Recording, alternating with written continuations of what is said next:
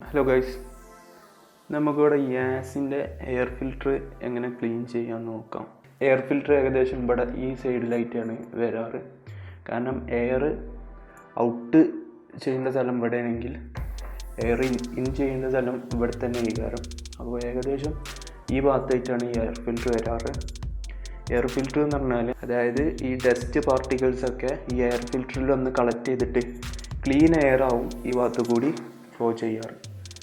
അപ്പോൾ നമുക്ക് ഇവിടെ ഒരു പൊക്കാള അത് പിടിച്ചുകൊണ്ട് ഇവിടെ ഇങ്ങനെ ഉണ്ടാക്കിയാൽ ഇവിടെ വിടും.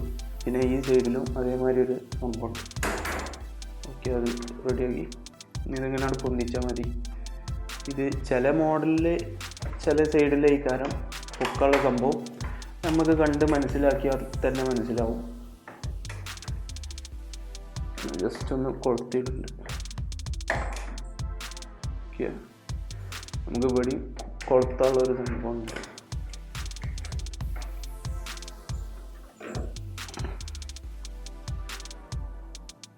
അപ്പോൾ ഈ കാണേണ്ടതാണ് ഈ എയർ ഫിൽറ്റർ എന്ന് പറയുന്നത്. എടുക്കേണ്ട രീതി നമ്മളൊന്ന് ശരിക്കും ശ്രദ്ധിച്ചാൽ തന്നെ അറിയാം. ഇതൊന്നിങ്ങനെ പുറകിലോട്ട് തള്ളിയിട്ട് ഈ ഗ്യാപ്പിൽ നിന്ന് രണ്ടൊന്ന് പിടിച്ചിട്ട് ഇങ്ങനെ വലിച്ചാൽ മതി. ഇങ്ങനെ വലിച്ചാൽ കൊണ്ട് പോരുന്നതാണ്. നമ്മൾ മെല്ലെ എടുക്കുക, പൊടിയൊന്നും അതിൻ്റെ ഉള്ളിലേക്ക് തള്ളാതിരിക്കുക. പൊടി കൊഴിച്ചാതെ മെല്ലെ പതിയെ എടുക്കുക. അപ്പോൾ ഇതാണ് ഈ എയർ ഫിൽറ്റർ. നമുക്ക് മെല്ലെ പോയിട്ട് ക്ലീൻ ചെയ്യാം.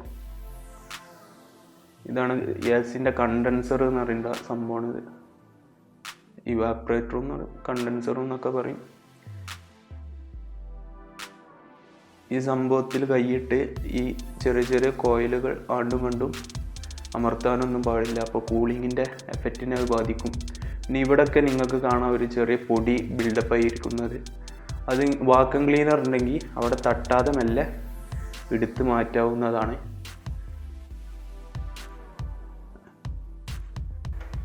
ഞാൻ ഈ സൈഡത്തൊന്നും എടുക്കാൻ പോവാം. ഓക്കെ,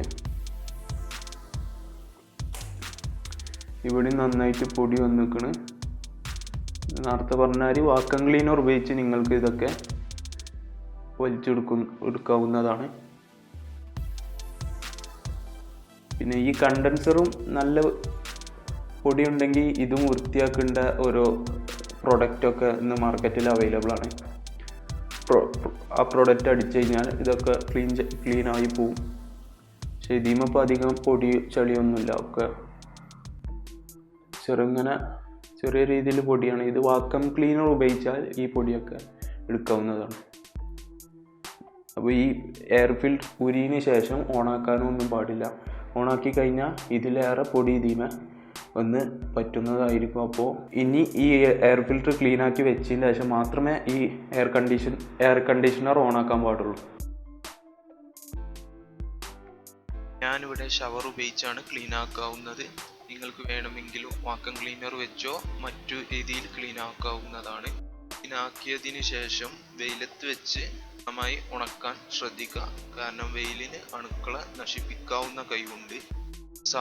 വെയിലത്ത് വെച്ച് ഉണക്കാൻ സാധ്യമില്ലെങ്കിൽ ഫാനിട്ടോ മറ്റു രീതിയിൽ ഉണക്കാവുന്നതാണ്. പൂർണ്ണമായി ഉണങ്ങിയതിന് ശേഷം മാത്രമേ ഈ എയർ ഫിൽറ്റർ എ സിയിൽ ഫിറ്റ് ചെയ്ത് കഴിഞ്ഞാൽ മാത്രമേ എ സി ഓണാക്കാവൂ.